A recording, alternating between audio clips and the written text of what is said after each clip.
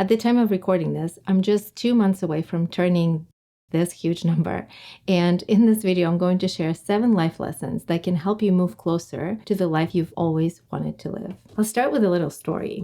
It's a story about a young athlete. In high school, everyone thought he was not good enough.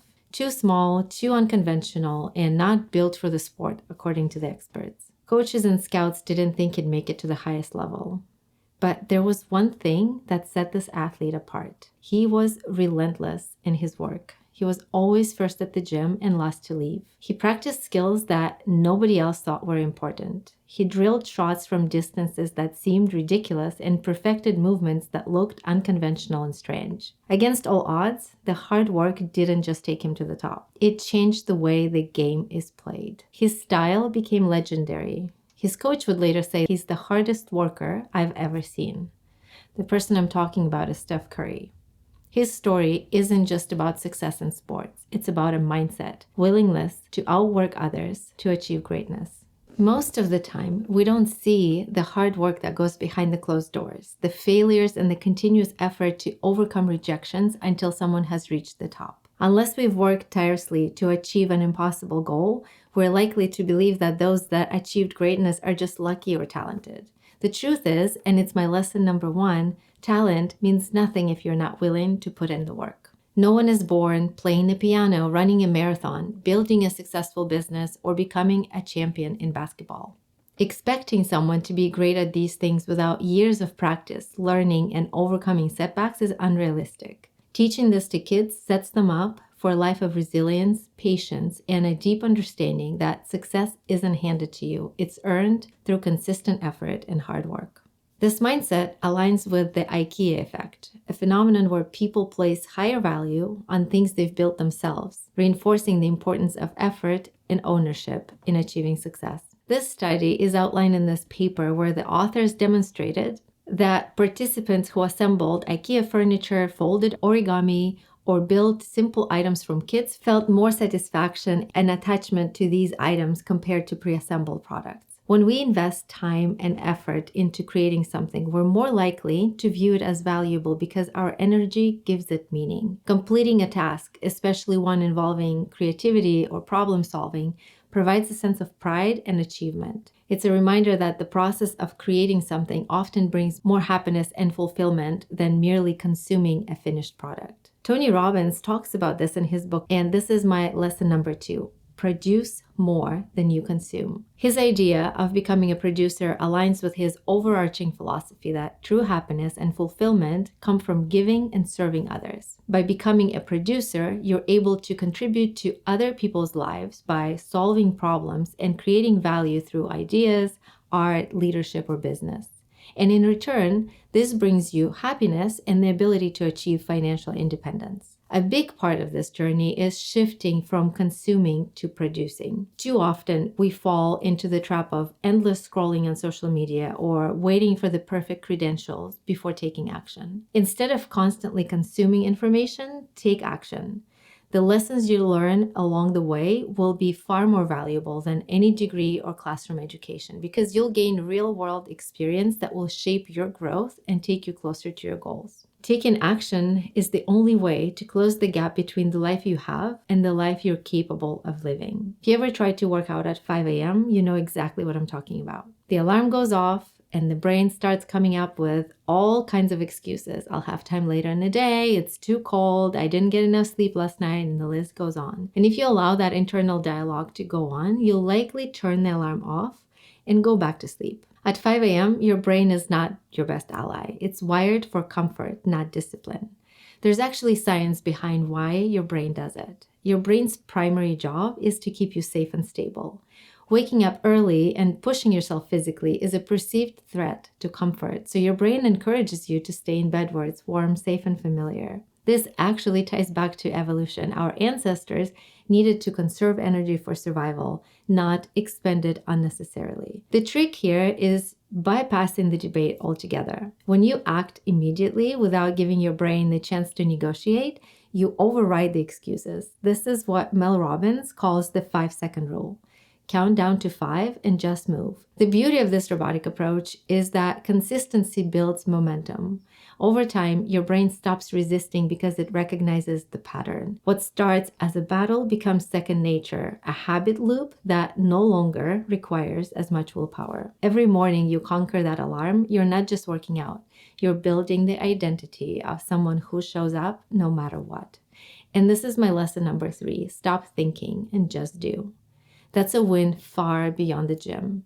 When you think about your life in broader terms, learning to move past the familiar into something new is no different. The familiar is safe, and it's natural to be cautious, to step outside the safe zone. The trick to being able to step outside the circle is to focus on breaking down your goals into small steps and consistently taking micro actions. Instead of saying, I'll write a book, commit to writing 200 words each day. Instead of saying, I'll master public speaking, start by practicing a 2-minute presentation in front of a mirror or recording yourself. Instead of saying, I'll declutter my garage, commit to organizing one corner at a time. Instead of saying, I'll start saving this year, start by setting aside 5 to 10% of your paycheck. If you're new here, I'm Anastasia. I've been leading complex projects and managing multi-million-dollar budgets over the past decade. After getting my MBA in financial management, I spent countless hours studying investment strategies, money management, and behavior patterns that impact our wealth. I started this channel to share what I know and continue learning about personal finance and being the best version of yourself. My next lesson is to learn how to cook. Okay, but hear me out. We eat over 1,000 meals a year, and the food we choose is the number one predictor of our health and well-being. What we eat can prevent over 80% of chronic diseases and 40% of cancers. To me, that's a pretty solid reason to start paying attention to what's on my plate. On top of that, food is the 3rd largest expense for most households, right after housing and transportation. So learning to cook isn't just good for your health, it's a smart financial move too. If you order Uber Eats or DoorDash, you're going to want to see this. Let me go and order Uber Eats at a Thai place nearby. I like a good pad Thai, so let's get it with chicken. Looks like I'm getting a couple dollars off with a promotion. Let's take a look at the fees. Here's the breakdown of all the fees plus the cost of the meal itself. Total I'd be paying for this experience is $30.40. Let's say I do Uber Eats 3 times a week on average. My weekly cost is $91.20, which only gives me 3 meals, but I could easily feed a family of 4 if I cooked myself. Here's our monthly cost, and here's our cost per year, and let's say we do this 3 years in a row. Total money spent would be $14,000.